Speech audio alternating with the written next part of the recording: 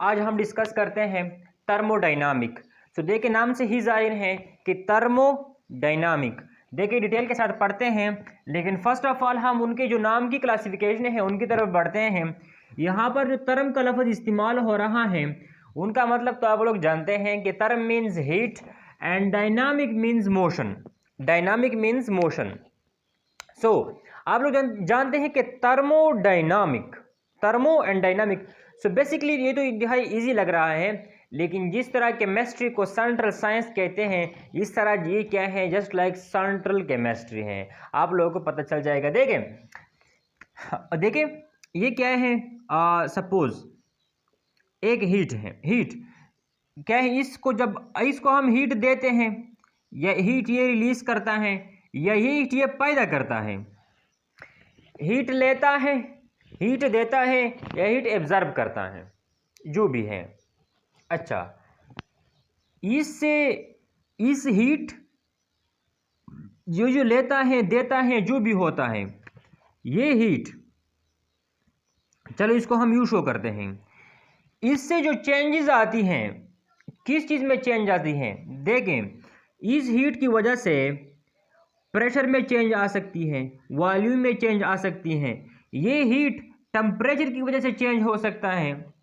तो देखिए ये हीट के जितने भी रिश्तेदार हैं, हीट को तो पढ़ेंगे हम, लेकिन हीट के जितने भी रिश्तेदार हैं, जिसका उसके साथ वास्ता है, उन सारे के सारों को हम पढ़ेंगे। अच्छा, जब हम किसी सिस्टम को हीट देते हैं, सपोज देते हैं, या फिर ये सिस्टम हीट रिलीज करती है, तो इससे और भी एनर्जीज की फॉर्म्स हमें समझ में आ जाती हैं कि यार ये हीट क्या है, ये क्या है, एनर्जी है। ये क्या है, एनर्जी है। अच्छा, अगर ये एनर्जी है तो एनर्जी के तो और भी रिश्तेदार हैं in the form of system. तो गिब्स फ्री एनर्जी है, क्या है, एंट्रोपी है, और साथ साथ क्या है, एंथैल्पी है, इंटरनल एनर्जी है, जिसको यूं भी शो किया जाता है। अच्छा, इसके साथ हीट की वजह से हम प्रेशर, वॉल्यूम, टेम्परेचर पढ़ेंगे। इसी की वजह से हम ये भी पढ़ेंगे। अच्छा, और साथ साथ इसी की वजह से हम उसकी एप्लीकेशन पढ़ेंगे। एप्लीकेशन क्या पढ़ेंगे, एप्लीकेबल, क्या लिखा यार, एप्लीकेशन। ये क्या है, एप्लीकेशन है। अच्छा, सो एप्लीकेशन क्या होती है, तीन स्टेप, 3 पॉइंट्स और 3 वर्ड्स में हम उसको इनक्लोज कर देते हैं एप्लीकेशन को। ये थर्मोडायनामिक को फर्स्ट ऑफ ऑल हम डिफाइन करते हैं अब कि thermodynamic is actually the quantitative study of heat of chemical reaction and it's relation with other forms of energy. इस तरह डिफाइन कर सकते हैं। थर्मोडायनामिक्स मतलब ये हीट का एक फॉर्म से दूसरे फॉर्म में चेंज होना, एक फॉर्म से दूसरे फॉर्म में चेंज होना। थर्मो एंड डायनामिक, ये जो हीट है, the change of heat energy into other form of energy, the interconversion of energy. So basically the quantitative study of heat of a chemical reaction and its relation with other forms of energy। Okay, so आगे बढ़ते हैं, पढ़ेंगे इंशाल्लाह, ये भी पढ़ेंगे, ये भी पढ़ेंगे, सब कुछ पढ़ेंगे। क्लियर है, इसको तो क्लियर किया। यहाँ तक इजी है, डिटेल के साथ पढ़ते हैं। ये वैसे उनके नायबर्स में बता रहा था कि ये उसके नायबर्स हैं, हीट के ये नायबर्स हैं। क्लियर। अच्छा, सो देखें हम पढ़ते हैं कि यार ये क्यों पढ़ते हैं, ये थर्मोडायनामिक हम क्यों पढ़ते हैं। Number 1, it tells us about feasibility means कि आया ये रिएक्शन मुमकिन है या नहीं है। नंबर 1, 3 इंपॉर्टेंट चीज़ यूज़ की है फिजिबिलिटी के मुतालिक, किसी केमिकल रिएक्शन की फिजिबिलिटी के मुतालिक ये बताती हैं। Is this reaction is possible with respect to thermodynamic, कि थर्मोडायनामिक के असूल के मुताबिक ये रिएक्शन पॉसिबल है। अगर ये इतना हीट दे दे या उसे हम इतना हीट दे दे तो पॉसिबल है या नहीं है। ओके, सेकंड 1, क्लियर है, विजिबिलिटी मुमकिन, पॉसिबल है या नहीं है। देखिए बाद में पढ़ेंगे, ये जस्ट लाइक हम वेज बता रहे हैं कि इन ही वेज से हमें जाना पड़ेगा। क्लियर है। अच्छा, तो जब हम इंशाल्लाह इसको पढ़ेंगे, कवर करेंगे, तो फिर आप फर्स्ट लेक्चर देंगे और वहाँ से आप खुद इंशाल्लाह गेस लगाने के काबिल हो जाएंगे कि यार ये पॉसिबल है नहीं है। या अलग पढ़ते हैं एक्सटेंट ऑफ रिएक्शन कि ये जो रिएक्शन होता है ये किस हद तक जाएगा और फिर इक्विलिब्रियम एस्टेब्लिश होगी। एक्सटेंट ऑफ रिएक्शन क्लियर है। अच्छा, थर्ड वन जो मोस्ट इंपॉर्टेंट है वो जस्ट लाइक पूरे चैप्टर पर अप्लाई होती है। लोअरिंग ऑफ वेपर प्रेशर, ये राउट्स ला वगैरह, lowering of vapour pressure and क्या हो यार, एलिवेशन ऑफ बॉइलिंग पॉइंट वगैरह, clear, depression in freezing point, ये सारे के सारे पे ये अप्लाई होती हैं। क्लियर है, ये उसकी एप्लीकेशन है, इंशाल्लाह पढ़ते हैं। सो देखें, जब हम थर्मोडायनामिक पढ़ते हैं तो उसमें बेसिकली हम सिस्टम पढ़ते हैं, सिस्टम, बाउंड्री एंड सराउंडिंग। तो देखें, एक सिस्टम तो जनरली डिफाइन किया जाता है कि सिस्टम क्या होता है, लेकिन हम केमिस्ट्री में बात करते हैं कि system basically small part of the universe है। जो बेसिकली हम अगर लेबॉर्ट्री में काम करते हैं, कहीं पर काम करते हैं, तो यूनिवर्स का छोटा सा टुकड़ा होता है। ये जो सिस्टम है ये यूनिवर्स का मामूली सा टुकड़ा होता है जो हमारी अंडर स्टडी होती है, जो हमारी अंडर ऑब्जर्वेशन होती है, या बेसिकली जिसको हम रीड करते हैं, जिसको हम पढ़ते हैं, जिसको हम स्टडी करते हैं, जिसको हम लर्न करते हैं, जिस पर हम एक्सपेरिमेंट करते हैं। क्लियर। सो ये बीकर है, ये बीकर है और यहाँ पर कोई रिएक्शन हो रहा है, फिजिकल रिएक्शन हो रहा है या केमिकल रिएक्शन हो रहा है। देखें ये, अच्छा, ये जो आपका ध्यान बीकर पर तो नहीं होता, आपके साथ तो बीकर तो हज़ारों लाखों होते हैं, लेकिन आपकी जो बेसिक टैलेंट होती हैं वो बीकर के अंदर जो हो रहा होता है वो आपको शो करते हैं। आपका टैलेंट का ताल्लुक बीकर के अंदर, देखें दवाइयाँ बनाना टैलेंट क्या है, बीकर वगैरह तो हुकूमत दे सकता है, लेकिन दवाई कौन बनाएगा? कोविड के खिलाफ दवाई कौन बनाएगा? पोलियो के खिलाफ कौन बनाएगा? इस तरह की बातें। सपोज मुख्तलिफ टाइप्स की बीमारियां हैं यार, देखिए इसके खिलाफ दवाइयाँ कौन बनाएगा? अब जब आप लेबॉर्ट्री गए वहाँ पर आप दवाइयाँ बना रहे हैं। क्लियर है। अब जिस बीकर वगैरह में आप दवाइयाँ बनाते हैं वो आपका सिस्टम है। क्लियर। अच्छा देखें, ये जो बीकर की जो दीवारें हैं, ये दीवारें, ये क्या है हमारे साथ सिस्टम है। क्लियर। अच्छा, ये क्या है? ये दीवार है, इसे हम क्या कहते हैं? बाउंड्री। अब बाउंड्री क्या काम कर रही है? Boundary clear. बाउंड्री काम कर रही है कि boundary separate the system from the surrounding. Surrounding जानते हैं कि सराउंडिंग क्या है? Everything present around the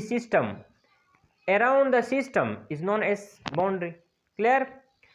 for example, suppose ये मेरी एक क्या है, पूरी मुख्तलिफ सिस्टम्स हैं। सपोज इसे मैं एक इंसान को मैं एक सिस्टम मान लेता हूँ, मेरे इर्द गिर्द जितनी भी चीज़ें हैं क्या है? सराउंडिंग, बेसिक हैं। क्लियर है। सिस्टम यहाँ पर जो आपका बीकर है उसके इर्द गिर्द जो भी चीज़ें हैं, क्लियर, किलोमीटर पर 2, 3, 4 किलोमीटर पर जो भी चीज़ें हैं, पूरे लेबॉर्ट्री ले लें, ये क्या है? आप लेबॉर्ट्री में एक टेबल पर क्या कर रहे हैं? एक बीकर में, और बीकर के अंदर जो चीज़ मौजूद है वो आपका सिस्टम, इस बीकर की दीवार है बाउंड्री, और बाकी लेब आपका क्या? सराउंडिंग है। अच्छा क्लियर है। अच्छा, सो ये जो आपको सिस्टम दिखाई दे रही है, सिस्टम, उसको मजीद हम इस तरह क्लासिफाई करते हैं। ओपन सिस्टम, देखें ओपन सिस्टम हम ऑलरेडी लिख चुके हैं। ओपन सिस्टम, क्लोज्ड सिस्टम, इसके बाद adiabatic system, adiabatic.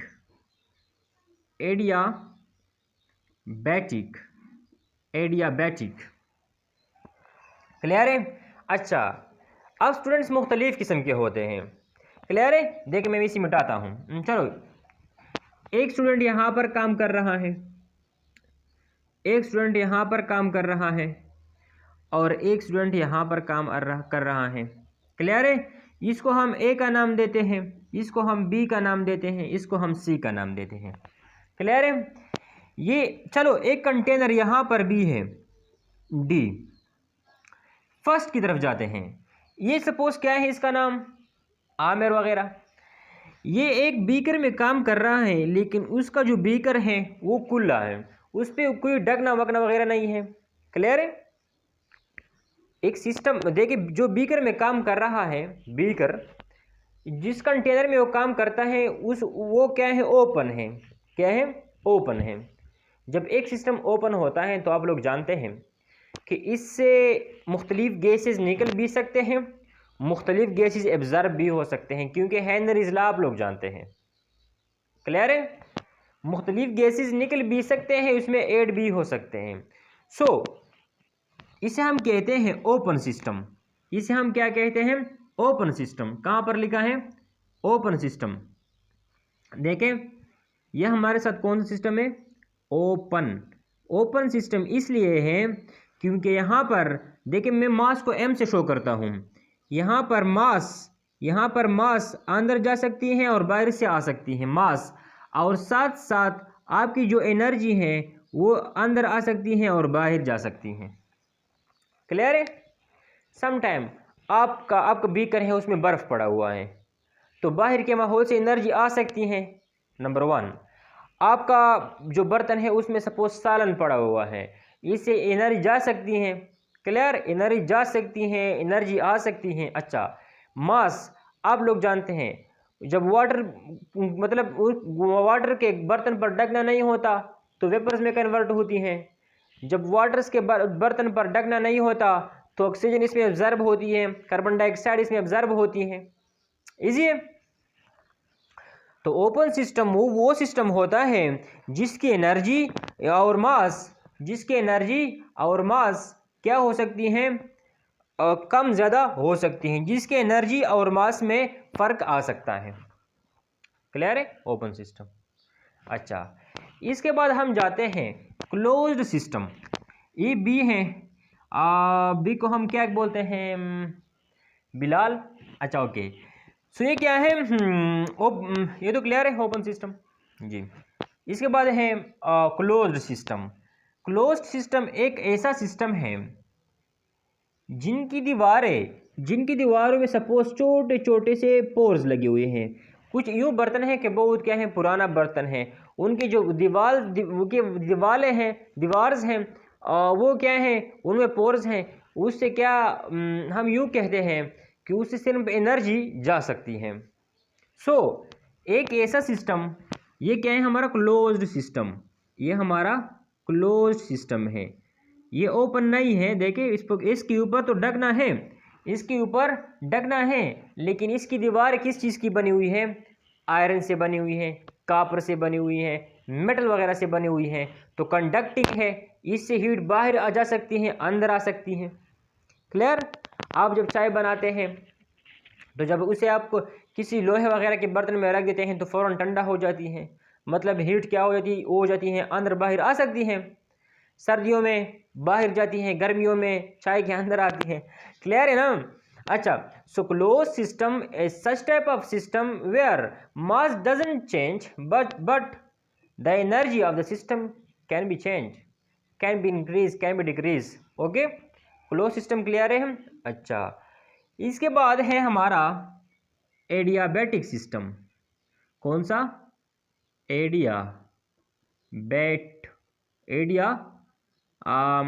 बैटिक, diabetic patient तो आप जानते हैं, जो शुगर डायबिट्स जो होते हैं, शुगर वाले, ये शुगर का मरीज़ है। क्लियर है? सो जो एडियाबैटिक सिस्टम होता है, नंबर 1, इसके ऊपर ढकना लगा हुआ होता है, और ये दीवारें जो आपको दिखाई दे रही है, ये दीवार, ये बाउंड्री है, बेसिकली बाउंड्री है। ये क्या होती हैं? ये क्या होती हैं? नॉन कंडक्टिंग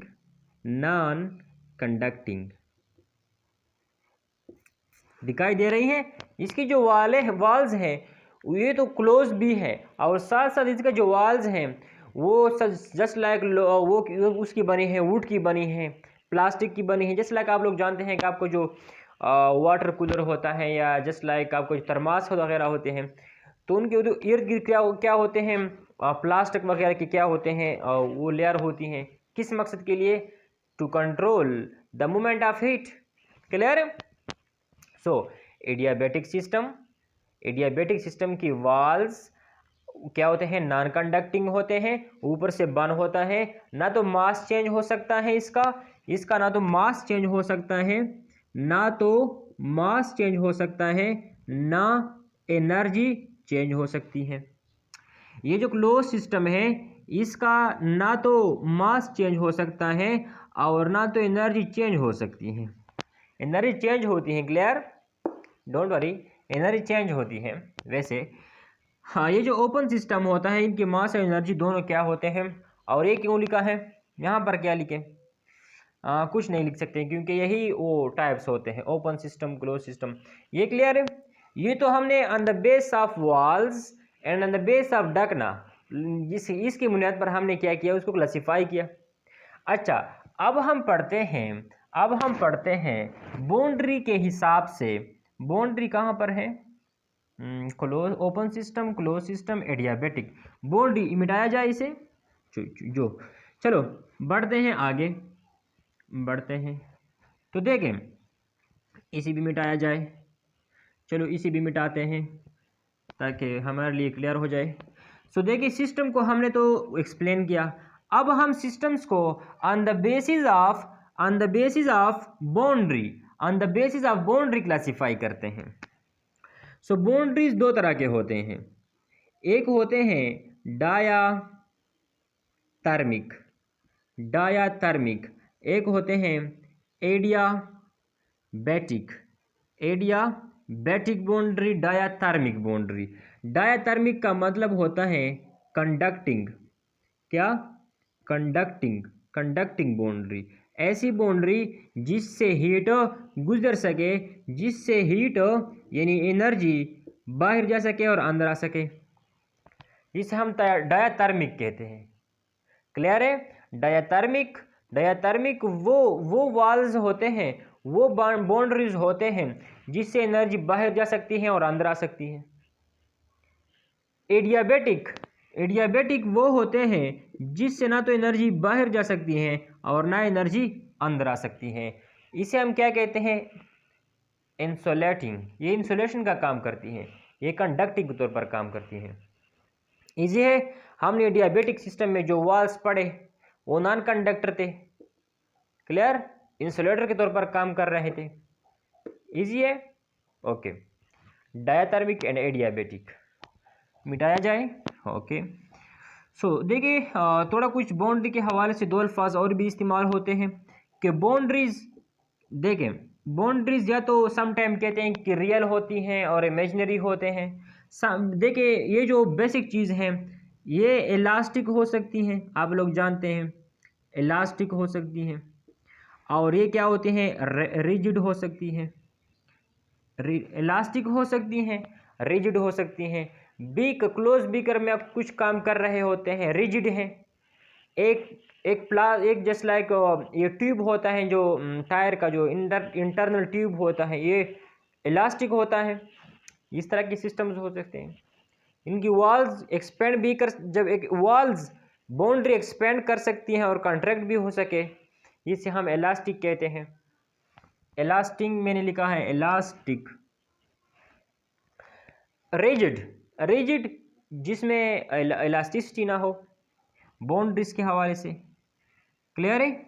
ओके, सो देखिए अगली बात, आपको जो सिस्टम दिखाई दे रही है ये सिस्टम भी तीन तरह से क्लासिफाई हो सकते हैं।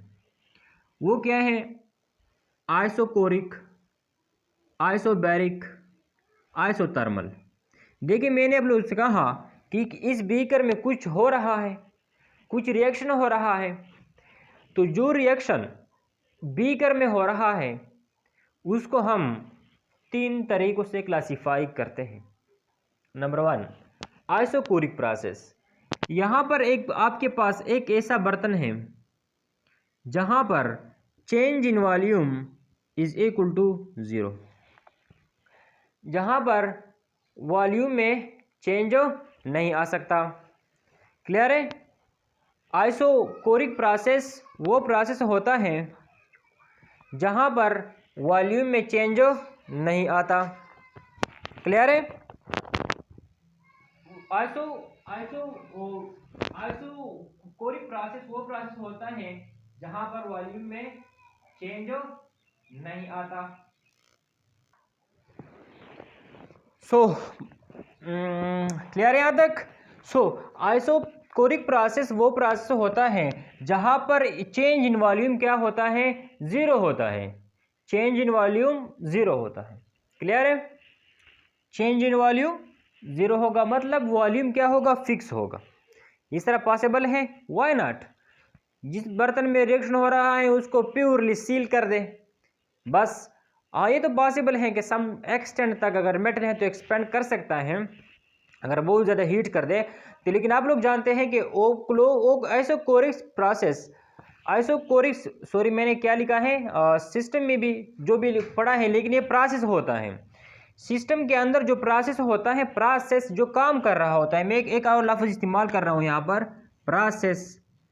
सिस्टम का जो प्रोसेस होता है, प्रोसेस, वो आइसोकोरिक, मतलब जब रिएक्शन, प्रोसेस मीन्स रिएक्शन, जब रिएक्शन हो रहा होता है तो उन दौरान ना तो वॉल्यूम बढ़ेगा और ना कम होगा, वॉल्यूम फिक्स होगा। आइसोकोरिक। क्लियर है? सपोज ये है और हमने फुल इसको सील किया, बंद किया। क्लियर? इसे हम क्या कहते हैं, isochoric. Just like a closed system, closed system जहां पर वॉल्यूम में ये चेंज ना आए। ओके, अच्छा। Next isobaric.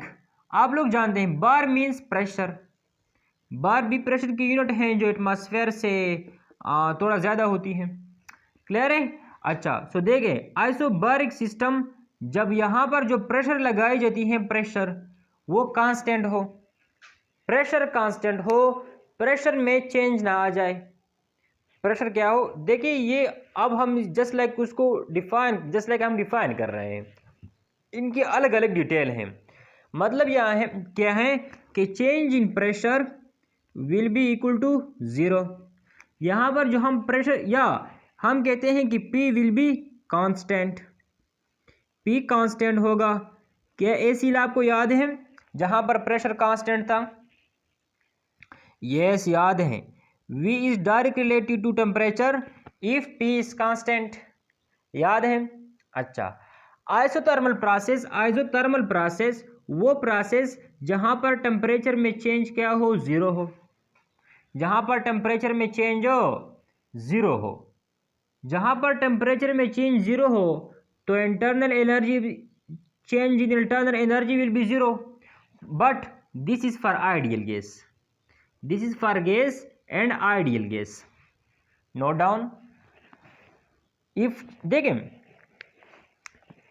ये जो गैस की बेसिकली एनर्जी होती है, एनर्जी, तो अक्सर जो उसकी एनर्जी होती है उसके ये काइनेटिक एनर्जी, हम मुख्तलिफ एनर्जी हो सकती हैं मानता हूँ मैं, लेकिन बेसिक जो एनर्जी होती है वो काइनेटिक एनर्जी होती है। Kinetic energy basically due to temperature होती है। जब हम टेम्परेचर में चेंज नहीं लाते तो काइनेटिक एनर्जी भी चेंज नहीं होगी। ईजी है? काइनेटिक एनर्जी मीन्स एनर्जी में चेंज नहीं आएगा, जब टेम्परेचर में चेंज नहीं आएगा तो एनर्जी में चेंज नहीं आएगा। ईजी है? गैस अगर मोशन तेज से करते हैं, स्लो करते हैं, टेम्परेचर पर डिपेंड करते हैं। समटाइम हम इस तरह डिफाइन करते हैं कि the average kinetic energy of the gas molecule is known as temperature. Clear है? But for ideal gas. अब इस सिस्टम के दरमियान जो प्रोसेसेस हो रहे हैं, जो रिएक्शन हो रहे हैं, तीन तरह के हैं। आइसोकोरिक, ऐसा प्रोसेस जो होने के दौरान प्रेशर क्या हो, वॉल्यूम क्या हो, कांस्टेंट हो। आइसोबारिक, ऐसा प्रोसेस जिसमें प्रेशर तब्दील ना हो जाए। पॉसिबल है इस तरह? यस। मामूली सा वेट इस पर रखते, वेट का मामूली सा प्रेशर होगा। क्लियर? एक फिक्स प्रेशर होगी, 1 न्यूटन का वेट रख दे, 2 न्यूटन का, 3 न्यूटन का, इसकी अपनी प्रेशर होगी एक पिस्टन पर। अच्छा, या फिर इस तरह कह सकते हैं कि हम प्रेशर को कांस्टेंट रखते हैं। एक ओपन कंटेनर लेते हैं, ओपन कंटेनर, तो ओपन कंटेनर पर एटमॉस्फेयर के प्रेशर 1 atm होती है जो कि कांस्टेंट होती है। इजी है? अच्छा, आइसोथर्मल प्रोसेस जहां पर चेंज इन हीट जीरो हो। क्लियर है ये बातें? इजी है ना? चलो, मैं साथ साथ बुक भी इस्तेमाल करता हूं, ताकि सब कुछ आप लोगों के साथ शेयर किए जाए। सो इंशाल्लाह सब कुछ पढ़ा है हमने। अच्छा, ओके, तो प्रेशर वगैरह के टेम्परेचर के मुतालिक आप लोग जानते हैं थर्मोडाइनामिक। अच्छा, ये तो एक दो अल्फाज इस्तेमाल होते हैं, इक्विलिब्रियम। इक्विलिब्रियम इक्विलिब्रियम हम उस स्टेज को कहते हैं, उस स्टेज को जहाँ पर चेंज इन हीट, जहाँ पर हम चेंज महसूस नहीं कर सकते, जहाँ पर चेंज हमें महसूस होने को ना मिले, ना तो with respect to calculation and ना क्वालिटेटिवली। हम चेंज महसूस नहीं कर सकते qualitatively and quantitatively. State equilibrium is a point where we can not detect any change in this system qualitatively and quantitatively. ना तो हम किसी 5 सेंस आर्गन से ये मालूम कर सकते हैं कि अभी चेंज आ रहा है इक्विलिब्रियम के दौरान, और ना तो हम मैथमेटिक को इस्तेमाल करते हुए हमें पता लग सकता है कि अभी यहाँ पर चेंज हो रहा है, जस्ट लाइक यू प्रोसेस होता है। क्लियर है? सो इक्विलिब्रियम में भी जानते हैं आप लोग, इक्विलिब्रियम तो दो किस्म के होते हैं, thermal equilibrium and mechanical equilibrium. Thermal equilibrium and mechanical equilibrium जानते हैं। इक्विलिब्रियम तो आप लोग जानते हैं, देखें, लेकिन इक्विलिब्रियम बेसिकली इक्विलिब्रियम दो तरह से होते हैं। एक होता है थर्मल इक्विलिब्रियम, जानते हैं लोग, जानते हैं थर्मल इक्विलिब्रियम।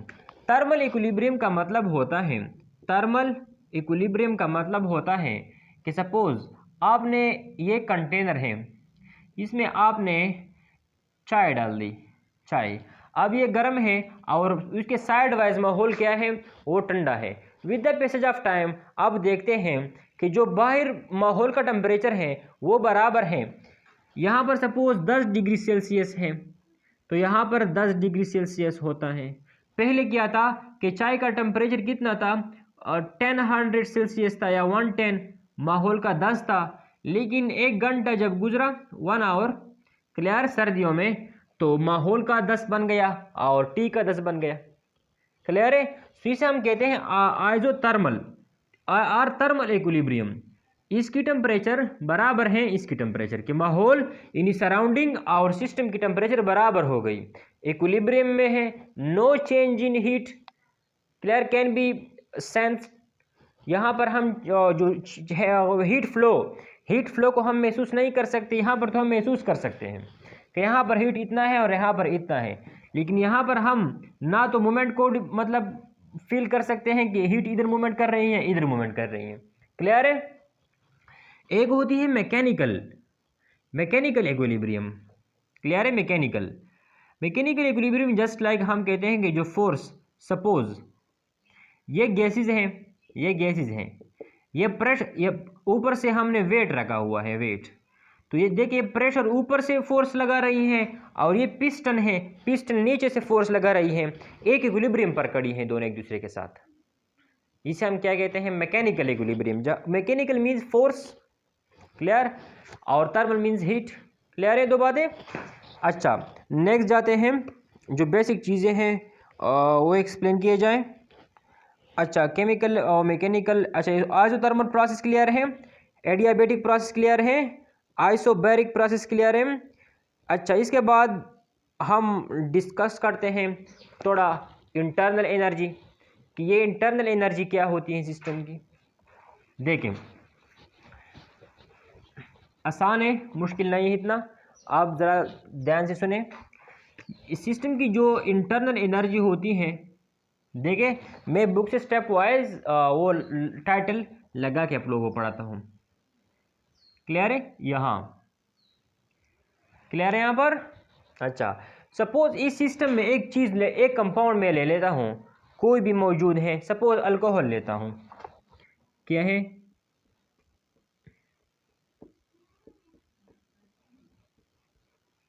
अल्कोहल नहीं, कार्बोक्सिलिक एसिड। क्लियर है?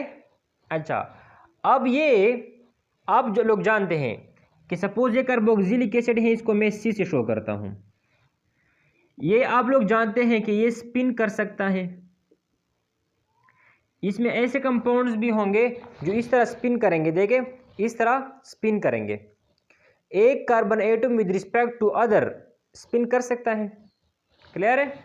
अच्छा देखें, इसके बाद यहाँ पर हाइड्रोजन है, ये क्या इस तरह मोशन कर सकती हैं? देखें यहाँ पर आपको जो बॉन्ड दे रही हैं दिखाई दे रही हैं कार्बन और हाइड्रोजन के दरमियान, ये कार्बन और हाइड्रोजन के दरमियान या कार्बन और कार्बन के दरमियान जो बॉन्ड्स हैं वो इस तरह कर रहे होते हैं। क्लियर? जिसे हम स्ट्रेचिंग कहते हैं। स्ट्रेचिंग करते हैं, क्या करते हैं? ये बॉन्ड या फिर ये बॉन्ड्स ये क्या करते हैं? स्ट्रेचिंग करते हैं। स्ट्रेचिंग। अच्छा, इसके बाद ये बेंडिंग भी करते हैं। बेंडिंग भी करते हैं, इस तरह चलते हैं, बेंडिंग भी करते हैं। क्लियर? साथ साथ स्पिन मोशन है, इसके बाद रोटेशनल मोशन भी है, इसकी रोटेशन करती है, साइकिल में चलो घूमती हैं वगैरह। तो इसे हम क्या कहते हैं? The total kinetic energy and potential energy. Basically internal energy जो होती है वो basically total potential energy plus total kinetic energy of the system. Kinetic energy तो आप लोग जानते हैं कि काइनेटिक एनर्जी क्या होती है।